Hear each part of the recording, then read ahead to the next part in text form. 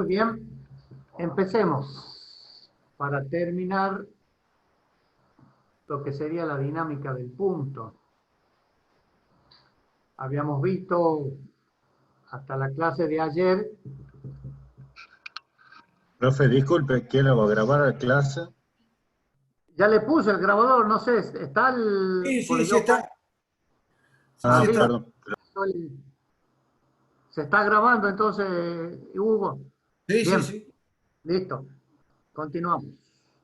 Hasta el día de ayer habíamos visto cómo eh, la fuerza o la ecuación cardinal o fundamental de la dinámica podíamos expresarla en función de la posición, de la velocidad y del tiempo.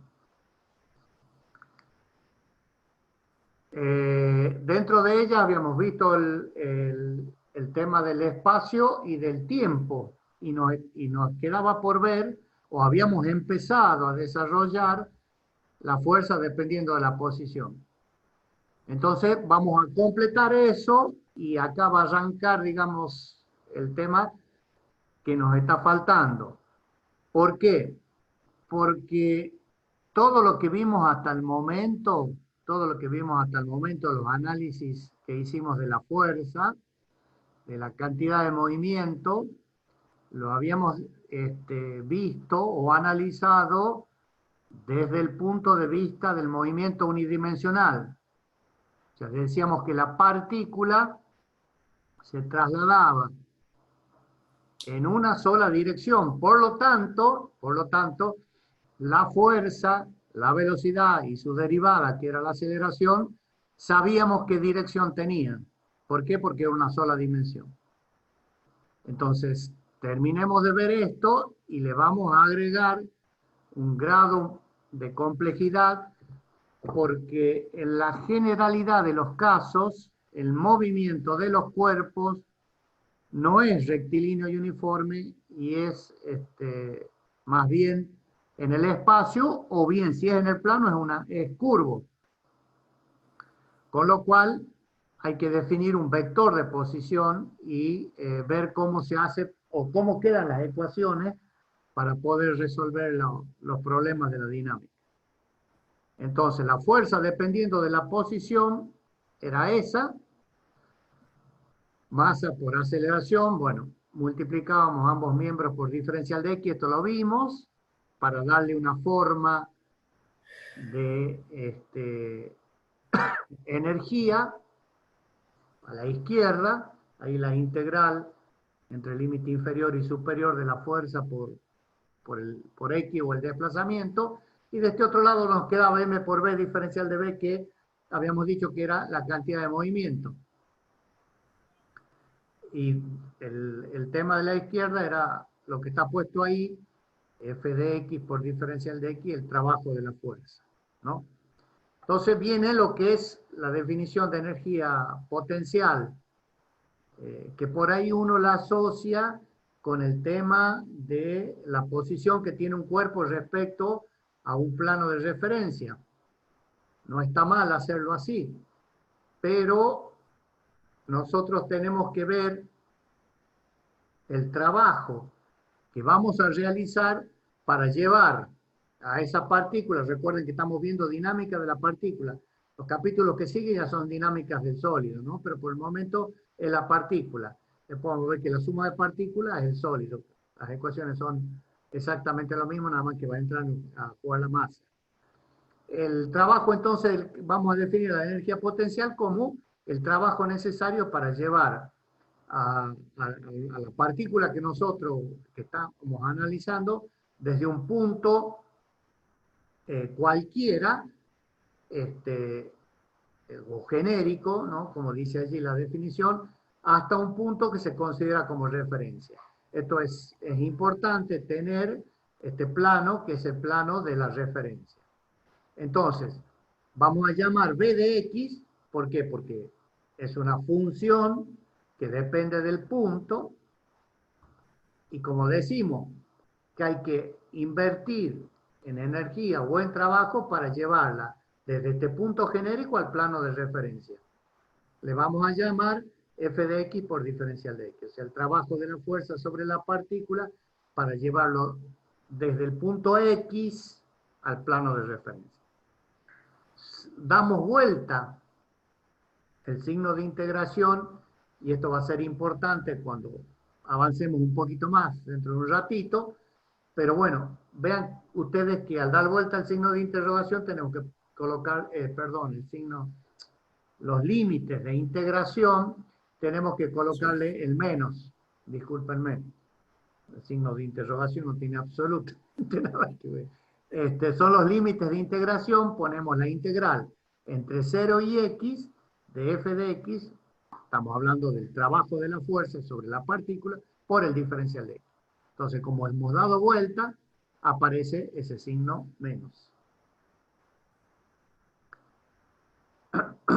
Si la comparamos a la expresión esta, vemos que f de x entre acá arriba está entre x0 y x por diferencial de x, era la energía puesta en juego, ¿no? O sea, la energía cinética que le habíamos llamado entre esos dos puntos. 1/2 de la masa por la velocidad al cuadrado menos 1/2 de la masa por v sub 0 al cuadrado. Eso lo vimos ayer, ¿no? Entonces, ahora le agregamos esto otro. Fíjense que es igual a v de x0 menos v de x. O sea, tenemos energía cinética a la izquierda del signo, del segundo igual de la fórmula, y energía potencial a la derecha. Estaría faltando ahí, están mal puestos los paréntesis, ¿no? Es v de x0 menos v de x. ¿Está bien? Porque es resolver la integral, esta que está arriba, de la expresión 1. Así que tomen nota de eso, sáquenle una foto y escribanla como está allí. Si la fuerza que actúa sobre la partícula, dice, realiza un trabajo positivo, representa una disminución de lo que se denomina la energía potencial. De ahí la alternancia o la contraposición entre el signo. Es decir, si la energía o el trabajo que nosotros hacemos sobre la partícula resulta positivo, esa energía que hemos puesto en juego para llevarlo desde la posición X a la posición 0, obviamente debe aparecer de algún lado. ¿De dónde aparece? De la energía potencial. No hay otra manera. Por lo tanto, si una aumenta, la otra necesariamente tiene que disminuir.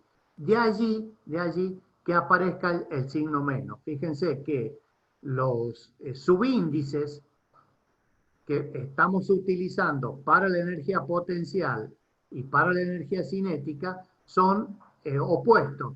Mientras la energía cinética ponemos como límite superior menos el límite inferior, para la potencial ponemos el límite inferior menos el límite superior.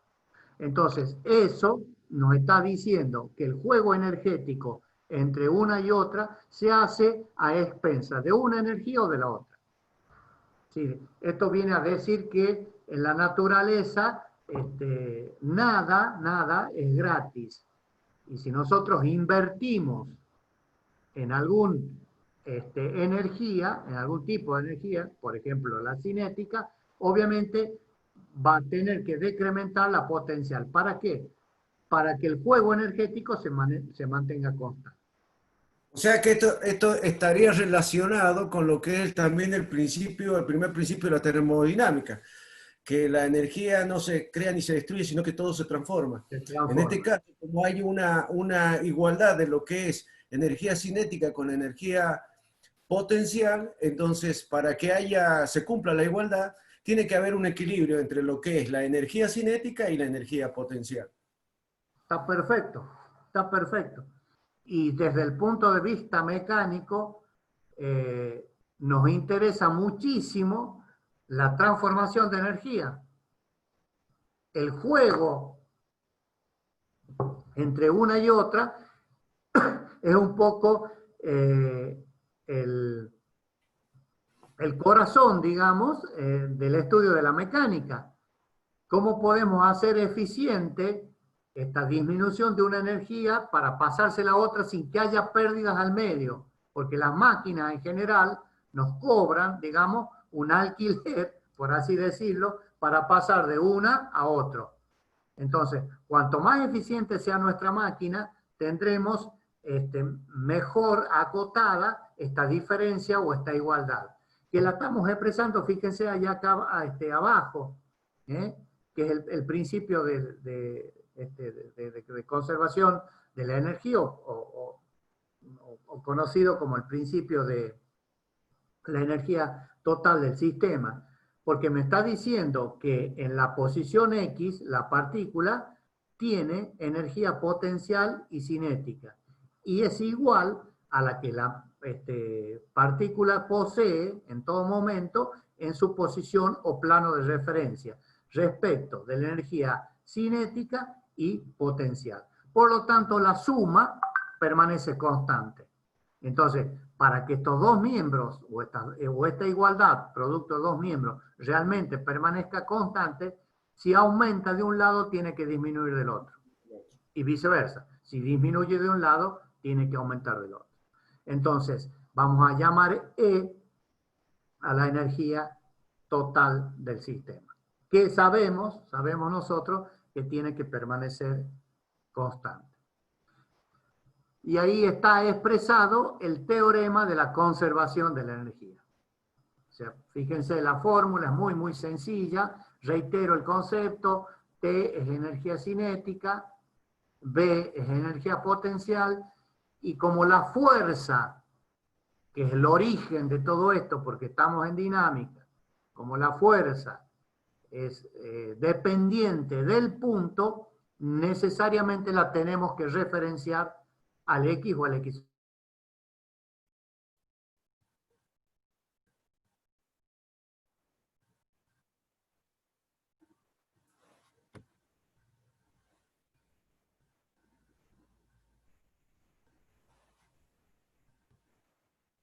¿Se cortó? Sí, parece que se cortó. Ahí, ¿escuchás, Dante? Sí, te escucho bien. ¿Sí? ¿Me escuchan ustedes? Sí, sí, sí, ahí Sí, está. profe, se escucha bien. Bien. No sé, se me cayó y se me puso blanca la pantalla. Ahora ya seguimos entonces. El teorema de la conservación de energía, bueno, nos decía eso. Ahí está, si lo quieren poner en palabras, la energía mecánica se mantiene constante, obviamente, siempre que la fuerza dependa de la posición.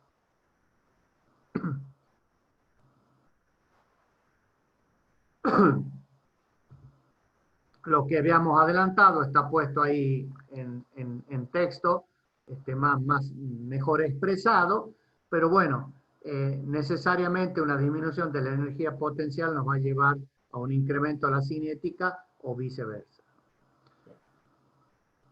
Acá aparece lo primero que vamos a considerar, y una de las restricciones que vamos a tener en el estudio que vamos a hacer en la parte de la dinámica de la partícula. Se dice que cuando se cumple el principio o el teorema de conservación de la energía mecánica, los sistemas son conservativos. Al decir que un sistema es conservativo, decimos que la fuerza, le agregamos un ingrediente más al concepto, que la fuerza, que ya sabemos que depende de un punto, solamente dependen del punto inicial y del punto final. No nos interesa por dónde camina la partícula. No nos interesa el recorrido que hace la partícula para ir de X sub 0, plano de referencia, a X, por ejemplo. No nos interesa. Sí nos interesa a dónde empieza y a dónde termina. Entonces, el campo conservativo tiene esa particularidad. Es independiente del recorrido que realiza la partícula. Solo, reitero, depende de la posición inicial y final.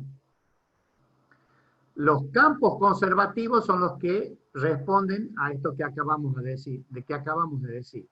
Pero tenemos fuerzas que dependen de la posición y que a su vez no son conservativas. Por ejemplo, las fuerzas de rozamiento. Por ejemplo, las fuerzas viscosas, de origen viscoso, que vamos a ver en el capítulo que sigue. ¿Por qué? Porque disipan, mientras están actuando sobre la partícula, disipan energía en forma de calor, en forma de rozamiento o lo que fuera. Por lo tanto, este tipo de fuerzas, estos campos de fuerzas no son conservativos, o sea, dejan de ser conservativos. Y al analizarlos, tenemos que tener en cuenta su acción, digamos, sobre la partícula.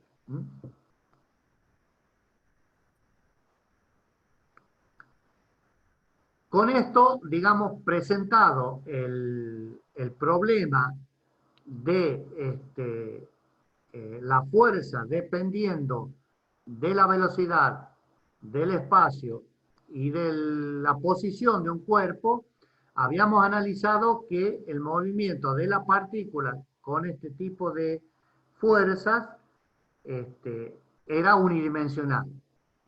Por lo Profe, tanto, disculpe, sí, ¿puede volver a la diapositiva anterior? Que yo estaba copiando justo y me quedé 2 segundos.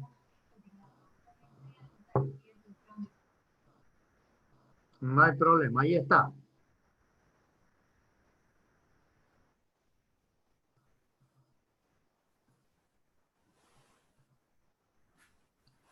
Fíjense que todo lo que analizamos hasta el momento, Listo, muchas gracias. bueno, de nada, decíamos que tenían carácter vectorial, pero era oculto. ¿Mm? En ningún momento consideramos los vectores fuerza, sino analizamos siempre sus módulos en función de que el movimiento de la partícula era en una sola dimensión.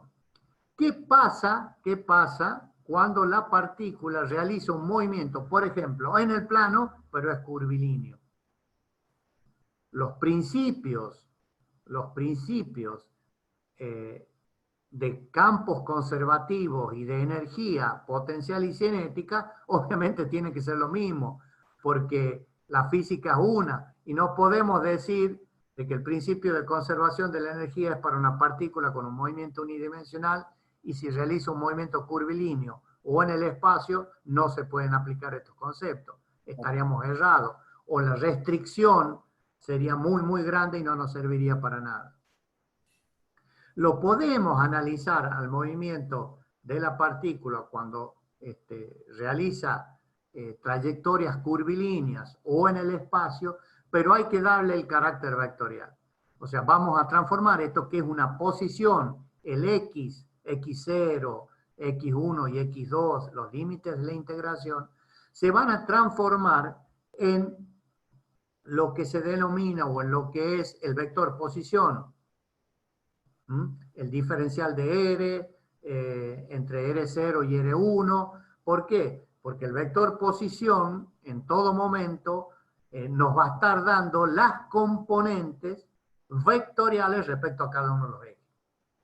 Pueden ser 2 o 3, reitero. No es restrictivo el hecho de que si nosotros analizamos una trayectoria curvilínea en el plano, no pueda ser aplicada en el espacio. Es exactamente lo mismo, nada más que va a aparecer una tercera componente. Entonces, ahí está la diferencia de la ecuación de la dinámica, ¿no es cierto? En donde sí aparece arriba la flechita o el vectorcito. Ya tenemos que hablar de una masa y de una aceleración que es igual a una fuerza, pero una magnitud vectorial. Sabemos que cualquier ecuación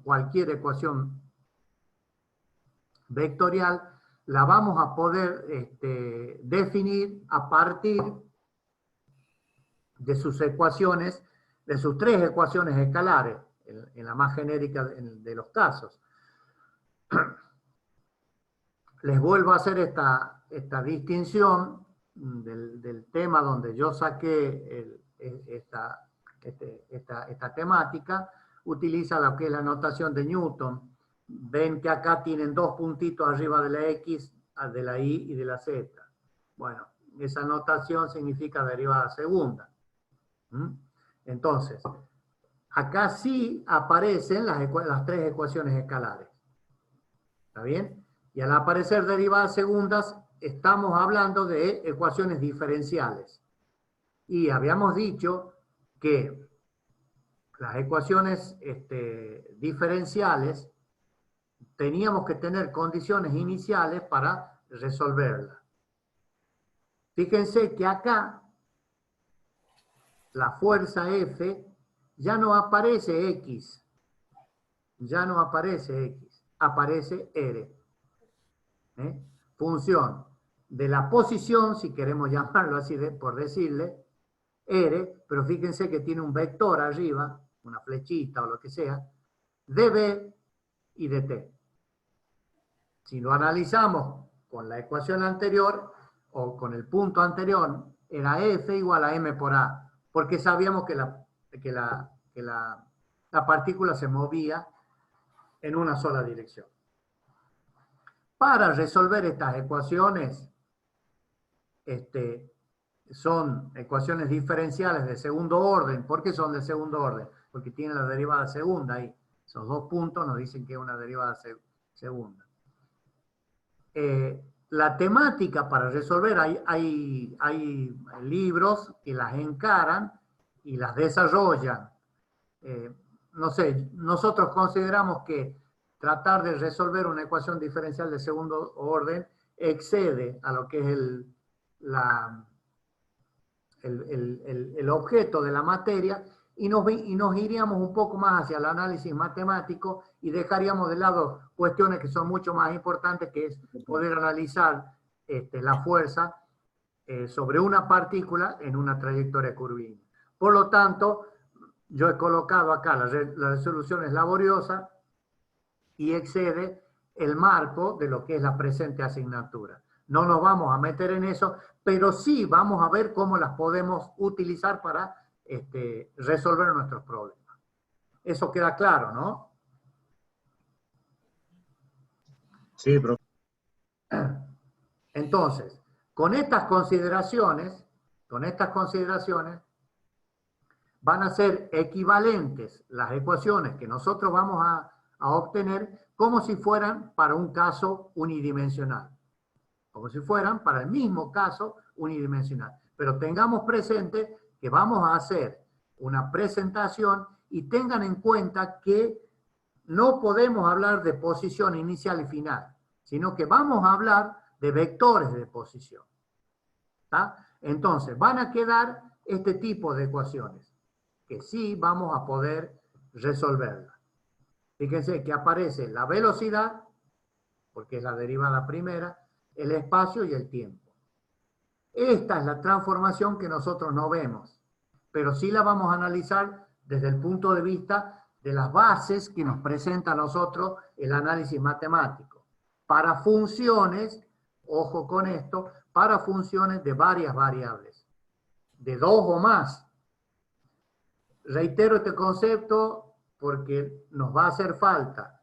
En el movimiento unidimensional, la función es una sola variable, o sea, I igual f de x, por así decirlo, siendo I la fuerza. Cuando analizamos un movimiento curvilíneo, ya no tenemos I igual a f de x. Vamos a tener I igual a f de x y de z, por decir. Entonces vamos a tener dos variables, ¿no?, en el plano. Y si es en el espacio, I va a ser igual f de x y, no sé, x, z y p. Tres variables. ¿Está? Lo importante es que vamos a hacer uso de herramientas que nos brinda a nosotros el análisis matemático 2. Porque salimos del 1. El 1, si hacemos un pantallazo muy por arriba, ustedes vieron todas funciones de una sola variable. Vieron límites, vieron derivadas, vieron integrales, pero de una sola variable. Encontraron los mínimos, encontraron los máximos, las derivadas a través de la tangente, las curvaturas que presentaba esa función de una sola variable.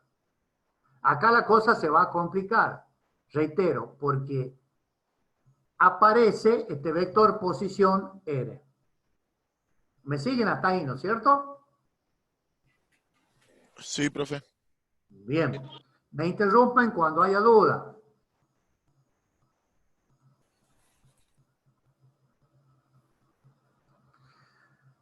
Este dibujito es bien explicativo de lo que yo venía diciendo hasta el momento. Tienen la fuerza F ahí, una dirección cualquiera, ¿no? Fíjense, la trayectoria de la partícula va de 1 a 2.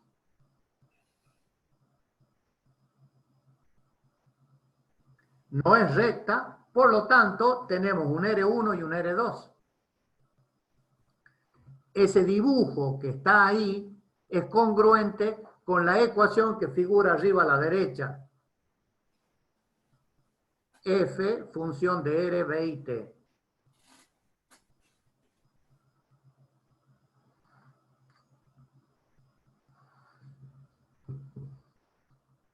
Obviamente, si nosotros queremos llevar nuestra partícula de 1 a 2, vamos a tener que hacer un trabajo. ¿A qué va a ser igual ese trabajo? A la fuerza por el diferencial de R. ¿Está bien? Y por lo que habíamos visto, y acá es donde se empiezan a amalgamar los conceptos y a tener correlación recién, decíamos que si invertíamos energía de un lado, del otro lado tenía que disminuir. Entonces le pongo el signo menos al diferencial de B. Sigue siendo lo mismo, ¿eh? Es decir, que si he invertido plata en hacer un trabajo diferencial de W, de algún lado he sacado energía, por lo tanto el diferencial de B tiene que ser negativo. ¿Y cuánto vale mi trabajo? Y F por diferencial de R. ¿Está bien hasta ahí, no es cierto? Sí. Y aquí aparece la famosa diferencia. Fíjense cómo de la ecuación vectorial anterior, F diferencial de R, nos queda la ecuación escalar, F diferencial de X, F diferencial de Y y F diferencial de Z. Ahí, Dante, ¿Sí? en el dibujo que está a la izquierda, ahí lo que está indicando que hay un punto que se mueve del punto 1 hasta el punto 2, o sea, que serían posiciones, es que está dentro de un campo, que ese campo puede ser, ahí por lo que veo son líneas de flujo, debe ser de algún, que puede ser cualquier medio, ¿no es cierto? Es que son esas líneas que están Claro, es curvilíneas un que veo. campo, es lo que acabamos de decir, me parece perfecto y pertinente lo que está, es un campo de fuerzas. Bien. Bien, entonces tenemos un punto que está referido con respecto a algo, que en este caso es el punto O. Entonces el punto 1 tiene el vector posición R1 y el punto 2 tiene vector posición R2 como final, el estado final de ese punto. Entonces el punto 1 hace esa trayectoria curva que está en trazo grueso y llegaría al 2. Entonces, la partícula que para ir desde la posición 1 a la 2 necesita realizar un trabajo. Y ese trabajo está, bueno, ahí está reflejado en las ecuaciones que está mencionando ahí el ingeniero Dante, ¿no? Perfecto. Sí, señor, ¿lo entienden a eso? Hablamos de campo, que el campo es conservativo, porque se mantienen, digamos, la suma de las energías. La energía potencial más cinética permanece constante. Acá también está pasando lo mismo entre el punto 1 y el punto 2. Por lo tanto, para llevar a la partícula de 1 a 2, tenemos que hacer un trabajo. Ese trabajo se ve reflejado respecto a cada uno de los ejes que vamos a tener. Si en el plano sería fx diferencial de x y fi diferencial de y. Y si en el espacio le agregamos la coordenada r. Z, perdón. Entonces, aparecen las tres ecuaciones escalares que vienen a definir lo que es el diferencial de B. Como ya necesitamos trabajar en 2 o 3 dimensiones, ya desaparece la derivada total. Esto que decíamos en la clase pasada, que la derivada de B con respecto a T nos daba la aceleración. Era una derivada total, porque era la fuerza función de una sola variable. Al tener 2 variables y 3 en este caso, tenemos que hablar de derivadas parciales porque es una función de varias variables. Por lo tanto, el diferencial de B es igual a la derivada parcial de esta función respecto a cada uno de los ejes. ¿Me siguen hasta ahí, no es cierto? Como el hecho de haber cambiado... Sí, profe. El hecho, bien, me alegro. Como el hecho de haber cambiado la trayectoria de ser una recta a una curva nos está agregando una o 2 variables. Entonces, pasamos de la derivada total a la parcial. Pero el principio es el mismo. Recuerden que lo que hay que resolver es lo que está acá arriba. F igual a una función de R, B y T. Eso no tenemos que perderlo nunca de vista. Entonces, si comparamos 1 con 2, fíjense que fx va a ser igual a menos la derivada de b con respecto de x, fi a menos la derivada de b con respecto de y, y fz a menos la derivada de b con respecto de z. ¿Por qué? Porque le estoy recordando que las fuerzas tienen un signo distinto al de la variación, en este caso, de la energía potencial. Entonces, para que se cumpla lo anterior, las fuerzas tienen que ser igual a menos el valor de las derivadas. Una cuestión matemática. Profe, ¿le paso una pregunta? ¿Sí? El R que yo tengo ahí, ¿va de R1, de R2 a R1 o R1 a R2? ¿O influye el O del origen? Es lo mismo. Normalmente nosotros ponemos el subíndice 1 como primer estado, el 2 como el estado final. No, pero a lo que me refiero es la trayectoria que hace de R1 a R2 o influye el origen. No, la trayectoria es curvilínea. ¿Cómo lo defines vos? Lo defino al punto 1 a partir de un origen, como acaba de decir el caballero, a partir del vector R1. El vector posición R1 es el que me dice dónde está la partícula en el instante 1. Y el vector R2 me dice dónde está la partícula en el instante 2. ¿Respecto a qué? A un sistema arbitrario de origen en O. Pero necesariamente tengo que utilizar R1 y R2 porque la trayectoria es una curva, Mariela. Deja de ser una recta. ¿Me explico? Sí, profe, lo que pasa es que siempre lo asocié mal porque siempre uno dice vector va de un punto al otro derecho.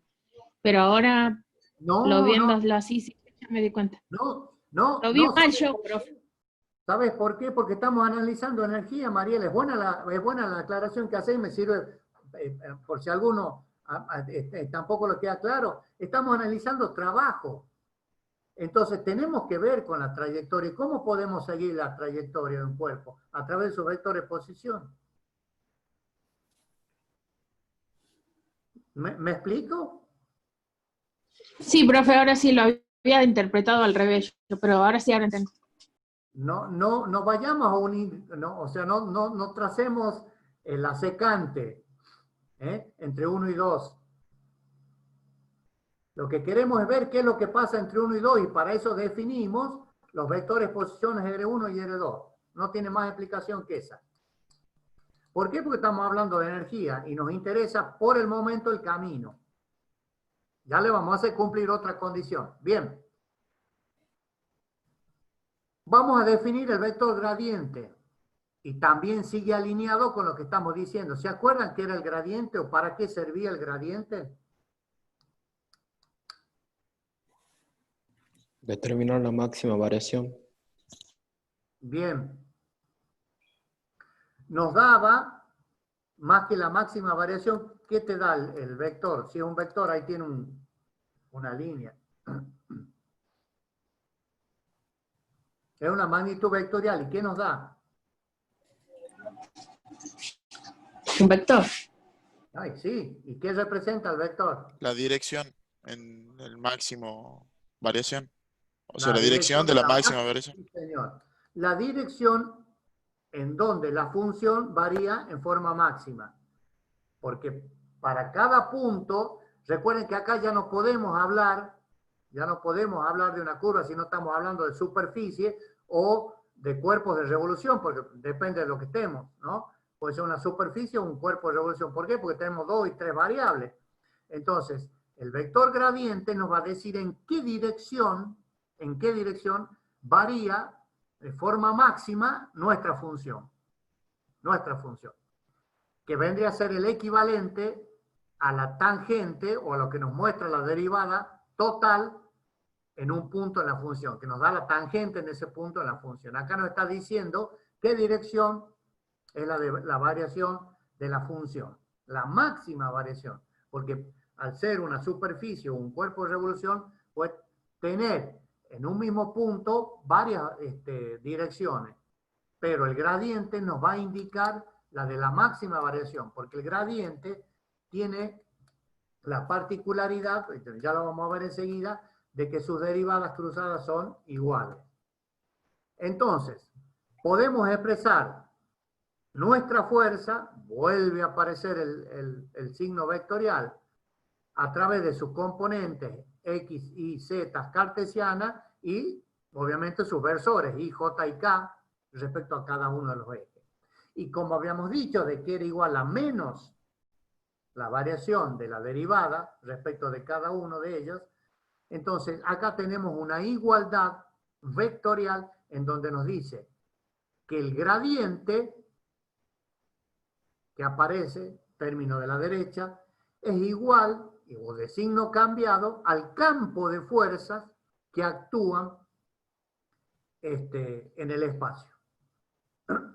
Por cada punto de estos tenemos un vector, como dijo, o una línea por la cual hay un campo de fuerzas que está determinado por Fx por Y, Fi por J y Fz por K. Y por este otro lado tenemos la variación del gradiente. Entonces esta igualdad nos lleva a decir, de una manera simplificada, para no colocar todo el paréntesis, si coloca el símbolo nabla. El símbolo nabla es el símbolo que representa la derivada parcial de cualquier función función escalar para este caso, respecto a cada uno de los ejes, para una simplificación de notación. Es decir, que para no poner las derivadas parciales ponemos el nabla. ¿Cómo nos queda? Que el gradiente de la función b, no la perdamos de vista, que la función potencial es igual, utilizamos el símbolo nabla, fíjense, ahí está bien clarito, la letra griega nabla tiene arriba el segmento de vector, o sea, el gradiente del vector, función escalar b, y es igual a menos la fuerza que está actuando sobre la partícula.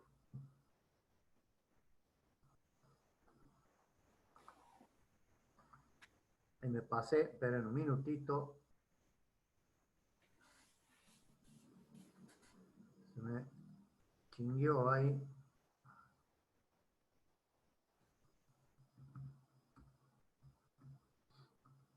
¿Estamos hasta ahí?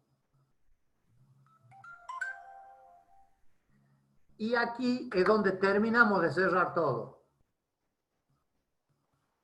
Porque arrancamos acá arriba con que la fuerza era una función del vector de posición, R, B y T, y hemos podido amalgamar o unir a través de esta fórmula y decir que la energía potencial B, que es función del punto X, Y y Z, porque fíjense, está definida a partir del gradiente, es igual a B de R. Entonces, ¿qué estamos haciendo acá? Tomando esta función como escalar, B de X y Z, y asociándola al vector B de R. Por lo tanto, la función B depende de las posiciones X y Z y es función, como bien dice acá, del vector R. Entonces, R es la coordenada vectorial de posición. Entonces, a partir de esta fórmula, es que nosotros podemos determinar y resolver estas famosas ecuaciones que partían de esta ecuación F como función del vector R, B y T, y que decíamos que eran de laboriosa resolución y que excedían al marco, vemos cómo a través de la herramienta gradiente, hemos asociado una función escalar, B de X y Z, hemos asociado, esto es lo importante, una función escalar, se la hemos asociado a un vector posición. Entonces no hemos podido olvidar, entre comillas, de la resolución laboriosa de las ecuaciones diferenciales. ¿Estamos hasta ahí? Sí, profe.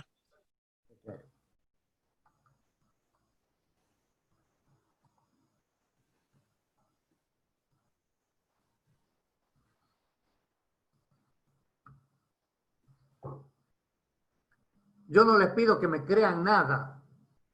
Nada de nada de nada. Esto que yo les he dicho anteriormente, cómo hemos hecho esta asociación, está puesto ahí. Tienen el dibujito acá a la derecha. ¿Está bien? Y ahí tienen la transformación de el tau para nosotros, va a ser trabajo o energía, como quieran llamarle, es lo mismo. Por definición, es igual a la integral entre 1 y 2 de f por diferencial de r. Eso ya sabemos. Para que se conserve la energía, o sea, para que yo pueda poner el signo igual, acá le tengo que poner el signo menos, porque decíamos que uno se hacía en expensa de otro. Y como le he metido el gradiente, lo desagrego al vector nabla como la derivada parcial de la función escalar b con respecto a cada uno de los ejes.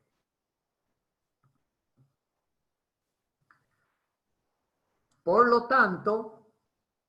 tanto, el diferencial de b es igual a la derivada parcial de cada una respecto a cada eje de la función potencial.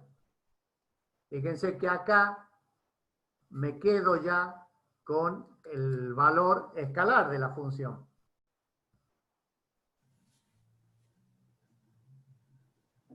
Y ahí lo tienen.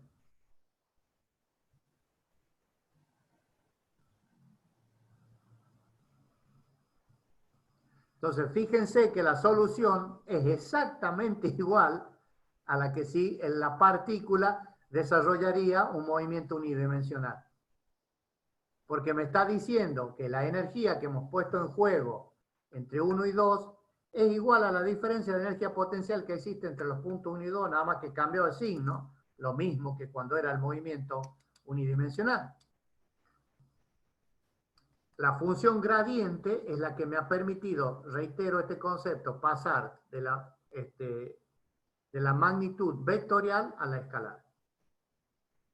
B de R2 menos B de R1 igual a menos B sub 2 menos B sub 1. O B sub 1 menos B sub 2.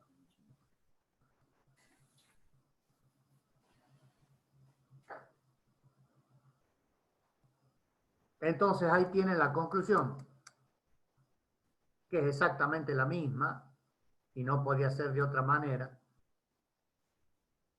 de que si nosotros invertimos en energía para ir de 1 a 2, lo tenemos que hacer a expensas de alguien. Y acá lo hacemos a expensas de la energía potencial.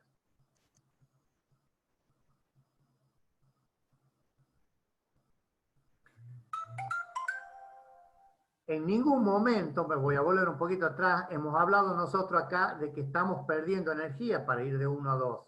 O sea, no tenemos, lo que dijimos, lo mismo con las partículas en una sola dimensión, fuerzas o campos disipativos. Si no perdemos energía por rozamiento, por decir una. No perdemos energía por calor, por decir otra. Entonces, ¿cuál es la condición para que el campo sea conservativo y esto se pueda cumplir? Esto. Que la energía potencial puesta en juego sea igual al trabajo de la partícula entre 1 y 2. ¿Qué es lo que debe cumplir? La condición matemática para que se pueda cumplir es que sea un diferencial exacto. ¿Se acuerdan ustedes lo que era un diferencial exacto? Eso es. ¿Qué significa eso?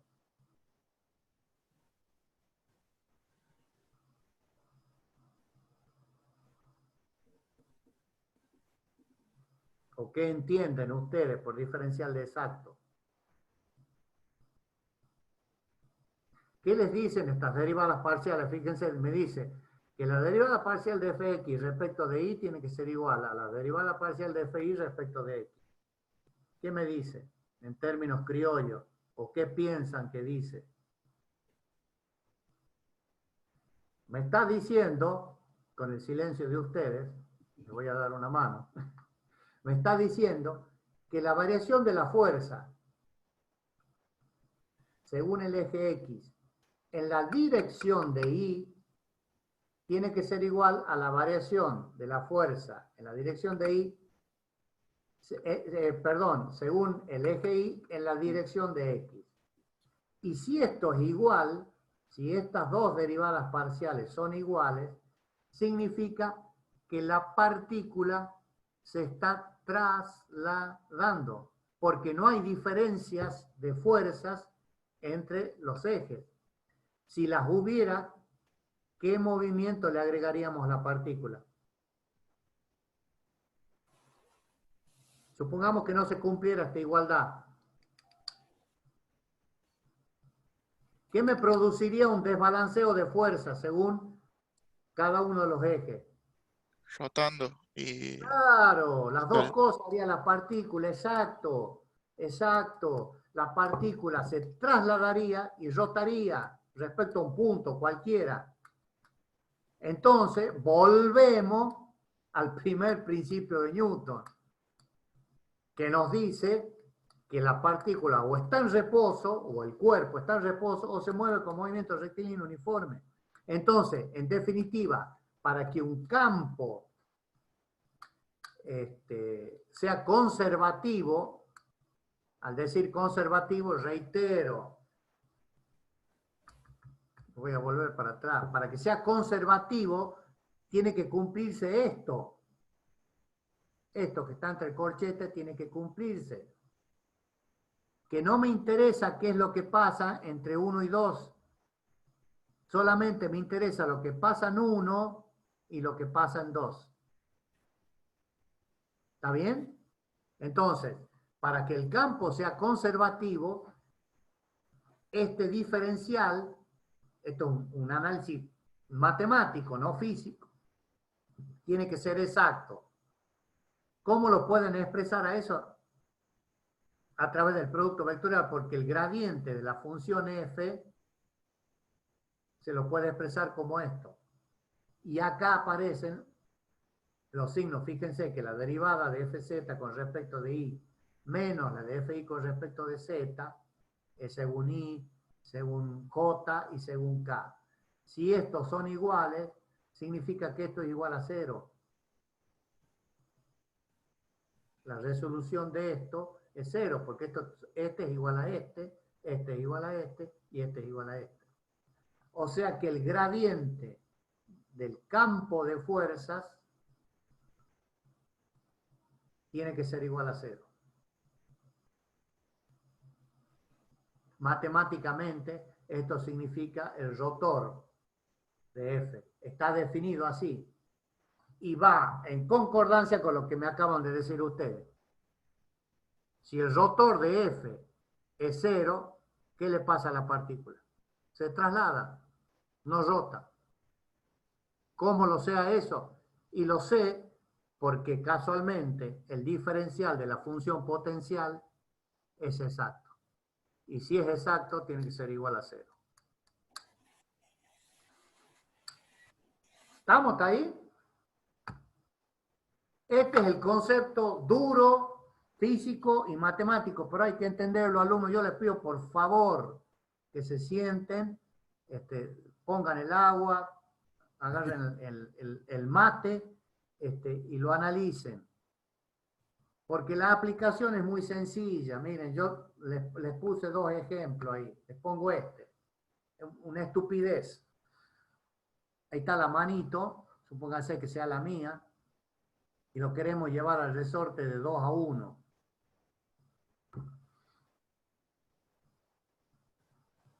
Estamos haciendo un trabajo, ¿no es cierto? ¿Sí o no? Sí. Claro, sí. ¿Qué me dice, el análisis? Que F por diferencial de X vectorial es igual a la energía puesta en juego. Y con el signo cambiado, variación de energía potencial. Y directamente me dice que es igual a la variación de energía potencial entre el punto 2 y el punto 1. Nada más que acá aparece el signo menos, lo doy vuelta. ¿Y esto qué significa? Que el trabajo que yo he hecho para llevar de 2 a 1 ha sido acumulado por el resorte en energía. Que obviamente me la va a devolver cuando yo lo suelte. Entonces, hemos hecho un análisis escalar a partir de una ecuación vectorial. F por diferencial de X. Este lo van a saber ustedes, ¿no? Mejor que yo. Q es una carga eléctrica y bueno, hay que llevarla o moverla de 1 a 2. Para moverla de 1 a 2, no sé, Hugo, si vos podés aclarar un poquito más acá. Para moverla de 1 a 2 vamos a tener que hacer, invertir en energía. Claro, exactamente. Exactamente. Ahí en ese caso, la carga tiene como particularidad de que el campo es uniforme, como ahí están las flechitas, todas las flechitas que dice E, que son radiales. Esa tiene la particularidad que ese es el campo de una carga positiva en ese caso. Y tenemos una partícula que hay que moverla desde el punto 1 al punto 2 en medio de ese campo. Entonces, ¿cuáles son el trabajo que vamos a realizar? Bueno, ahí está la deducción. ¿Está claro? Fíjense, ahí no sé si alcanzan a ver la trayectoria 1 a 2. Fíjense que en la trayectoria, antes de llegar a 2, ahí hay un punto que en este caso le ponen Q. La partícula es Q. Esa sería la partícula Q que va con una fuerza que está luchando para llegar hasta el 2. Esa partícula está llegando para llegar al 2. Y esa lucha que está haciendo la partícula Q para llegar al 2, es justamente el trabajo. Y bueno, y ahí sacan una deducción que tiene que ver con la energía potencial. El trabajo y la energía potencial. ¿Se entiende eso, no es cierto? O sea, cómo a partir de una magnitud vectorial calculamos la diferencia de potencial entre los dos puntos multiplicada por la carga, nos da la energía que hemos tenido que poner en juego para llevar la carga de 1 a 2.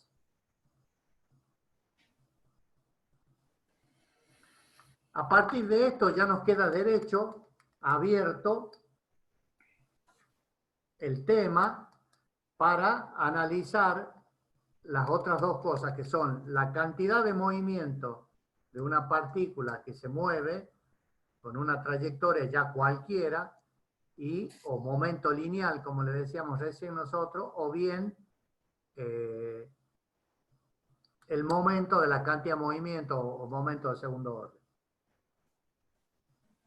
Estas ecuaciones ya las vimos cuando nosotros vimos, definimos cantidad de movimiento la clase pasada.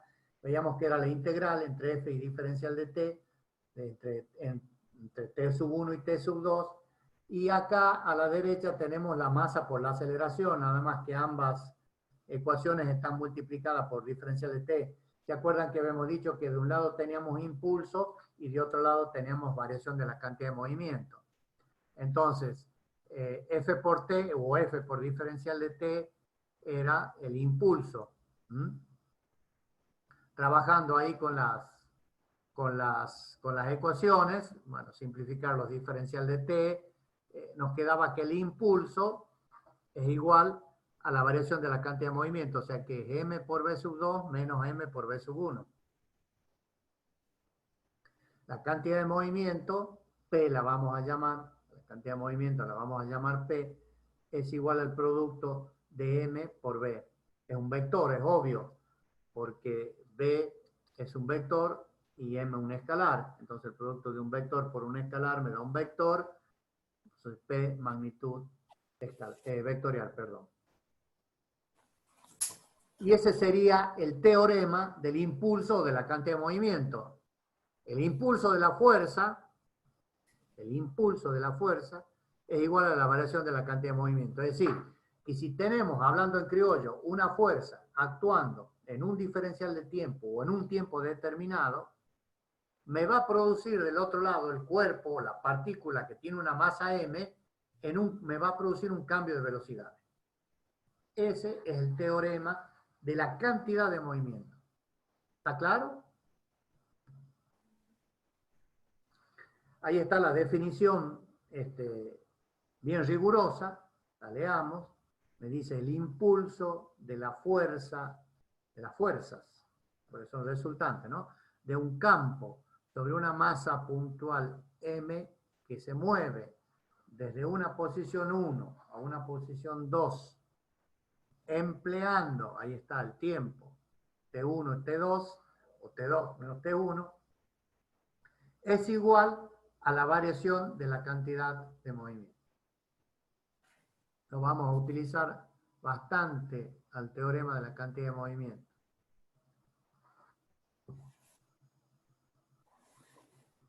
Y este es el segundo principio de Newton, ¿no? Si la fuerza resultante es cero, obviamente no hay fuerzas. Hay varias cosas para hablar. Fíjense que siempre hablamos de suma de fuerza o fuerza resultante, ¿no? No es una sola fuerza la que está actuando, en un caso muy particular, que una fuerza actúa. En general, el cuerpo está sometido a varias acciones dinámicas, ¿no? Si la resultante de todas esas acciones da cero, la cantidad de movimiento no va a variar. Y como es la derivada de la velocidad respecto al tiempo, si no varía, es nulo. ¿Qué significa? De que la variable B permanece constante. O sea, tenemos un movimiento con velocidad constante. Eso le va a permitir, se les va a aclarar muchísimo cuando hagamos cálculos de esto, porque esto tiene mucha aplicación en los problemas. Y van a poder ver la utilidad que tiene el hecho de que en algún momento, en algún problema que nosotros analicemos, el hecho de que tengamos la conservación de la cantidad, llegar a encontrar los resultados de algún problema. Así que no se hagan problemas, porque esto ya con el tema de, cuando veamos los temas, particularmente los problemas, se les va a aclarar muchísimo.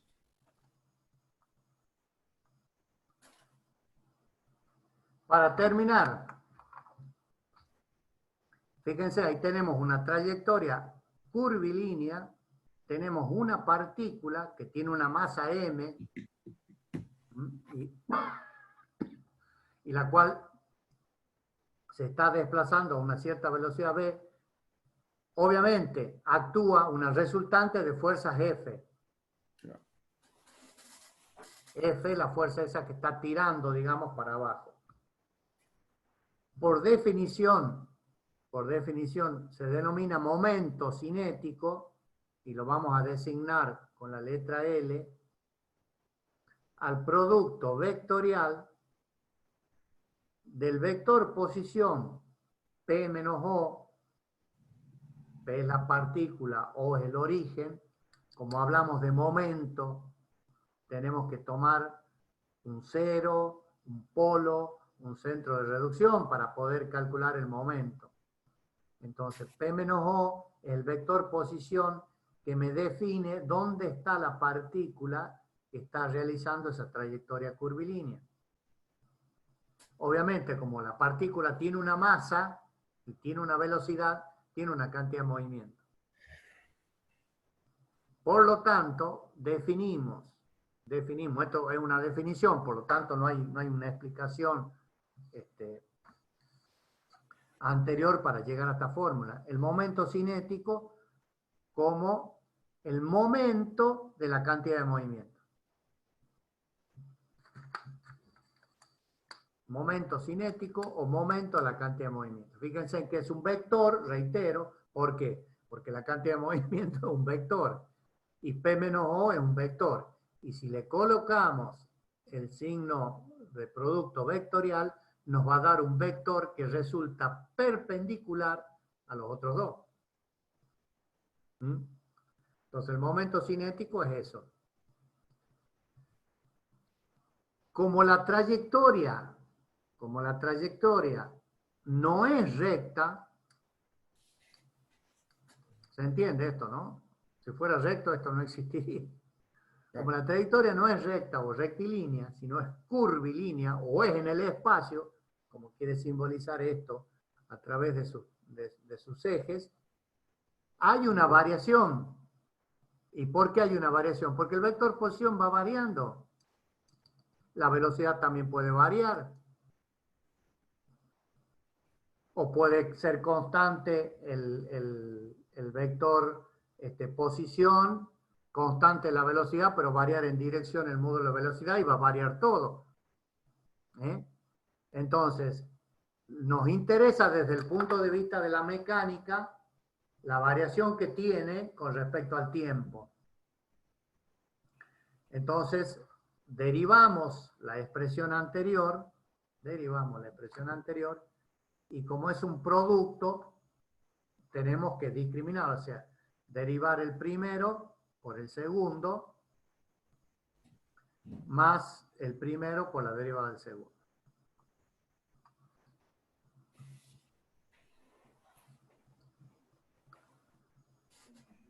La derivada del vector posición ya lo hemos visto. ¿Qué nos daba? Cuando vimos vector posición, el capítulo 1, ¿no, ingeniero Caballero? Exactamente. ¿Qué es la derivada de un vector posición respecto del tiempo? ¿Qué nos da? La velocidad. Bien. Entonces aparece B vectorial M por B. Pues la derivada de P menos O nos da la velocidad. Entonces ese producto es 0. Producto vectorial 0. Porque tenemos ahí dos vectores que son colineales, paralelos, como quieran llamar. Entonces nos queda lo segundo, nos queda P menos O vectorial. Acá ponemos M por A. M la sacamos afuera porque es la masa y la derivada de B con respecto al tiempo es A. M por A nos da F. Entonces la derivada del vector momento cinético con respecto al tiempo es P menos O vectorial F, porque F viene de acá, de M por A.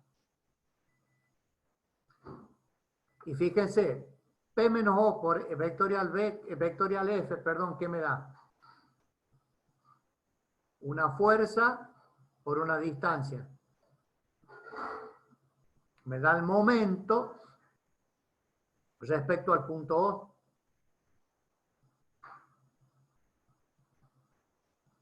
Y este es el teorema del momento cinético. me dice que la variación del momento cinético respecto del tiempo es igual a la resultante de los momentos que actúan sobre la partícula. Es igual a la resultante de los momentos que actúan sobre la partícula. Ahí está. Me he adelantado, discúlpeme. La derivada del momento cinético respecto al tiempo es igual al momento de la resultante de las fuerzas que actúan sobre el campo o sobre la partícula. Es exactamente lo mismo. Y si hablamos de conservación del momento cinético, ahí lo tenemos. Para que L sea constante, M tiene que ser igual a 0. No queda otra para que la derivada sea 0, ¿no? La derivada de una constante es 0. Entonces, si no hay momentos exteriores, esto es muy, muy importante, lo vamos a ver, hay problemas de esto, hace mucho que no estoy en el práctico, bueno, ahora voy a participar y voy a... Hugo, ¿no? Tenemos... Bien. Si los momentos, ojo, no vayan a confundirse, los momentos exteriores, ¿no?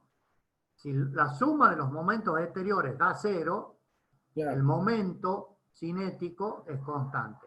Por lo tanto, sí, el momento 0, hay dos posibilidades que sea 0, ¿no es cierto? El momento, que el P menos O sea 0, en ese caso la fuerza está aplicada en O, no tendría el vector P menos O. Es decir, la fuerza está aplicada en el punto O, no habría momento, y la otra que la fuerza sea 0. En ese caso, el momento es igual a 0 y ahí se cumpliría la conservación del momento cinético. O bien la suma de fuerzas, ¿no? Y la suma de fuerzas, está bien. Por supuesto. Lo que le está diciendo el ingeniero Caballero, la pueden analizar en esta fórmula. Acá. Como el momento cinético es P menos O vectorial F, él le dice o si esto es 0 o esto es 0. Y esto es 0 es como resultante de fuerza, porque fíjense que tenemos acá el producto de las masas por las aceleraciones. Exacto. Y bueno, ahí tienen el teorema de la conservación del momento cinético, que nos dice que el momento cinético de una partícula con respecto a un punto se mantiene constante si el momento de las fuerzas resultantes que actúan sobre la partícula con respecto a ese punto es 0. Más claro, echémosle agua.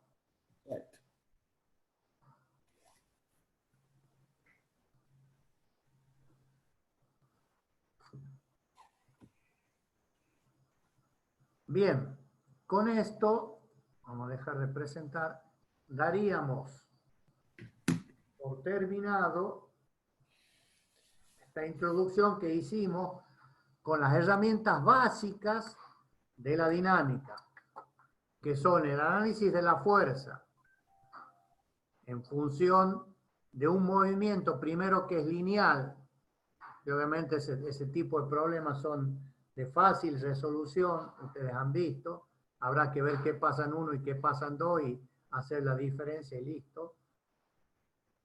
Pero se nos va a complicar un poco el tema cuando las trayectorias de las partículas no sean rectilíneas, sean curvas o bien estén en el espacio. Ahí van a aparecer las cantidades de movimiento, la cantidad de movimiento, bien digo, y el momento de la cantidad de movimiento. Es necesario que lo lean, les reitero esto que yo les digo de modo cuasi jocoso, pero analícenlo para que lo puedan interpretar y al momento de resolver el problema le puedan sacar jugo y a su vez, si les aparecen dudas, las podamos resolver a medida que estamos realizando el trabajo práctico o lo que fuera.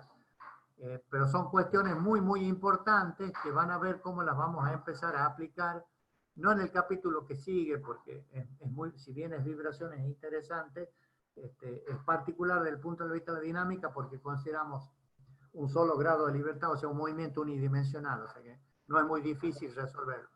Pero después vamos a ingresar a lo que son los movimientos en el sólido rígido con las 3 dimensiones, y ahí van a empezar a aparecer una serie de variables que si no tenemos en claro esto hoy, se nos va a complicar el análisis y obviamente no se va a poder resolver el problema.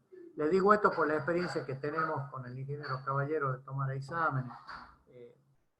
Normalmente el resumen o la conjunción de la dinámica está en el estudio de un cuerpo en 3 dimensiones, que es la realidad.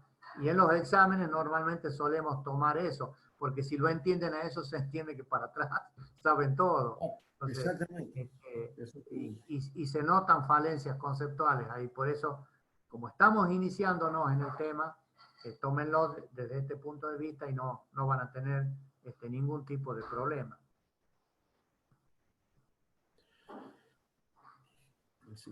Tendríamos que haber estudiado civil, profe.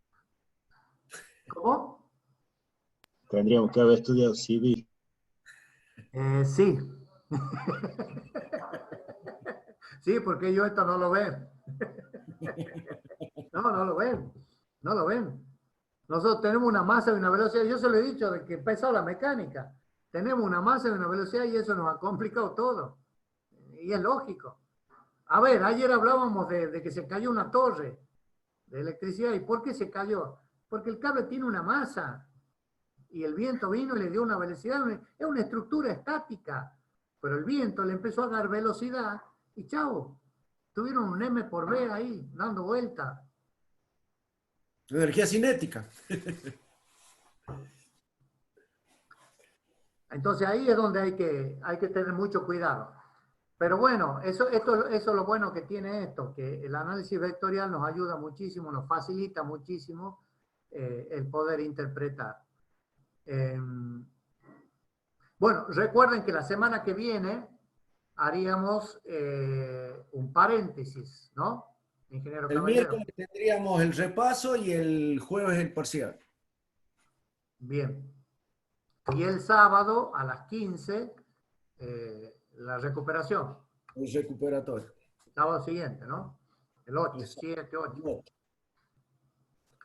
Así que bueno, estudien, con el ingeniero estamos a disposición para lo que necesiten. Por ahí si se juntan, si necesitan alguna consulta, lo podemos hacer por este medio, pero previa coordinación del horario, un horario y un día determinado, y lo hacemos sin ningún tipo de problema. Bien, profe. Bien, bien. Muchas gracias, profe. Cualquier cosa Gracias. le avisamos. Bueno, muy bien. Listo. Y bueno, ponerse las pilas, muchachos. Llegó el momento de que entren a la cancha a jugar. Sí, señor, así es.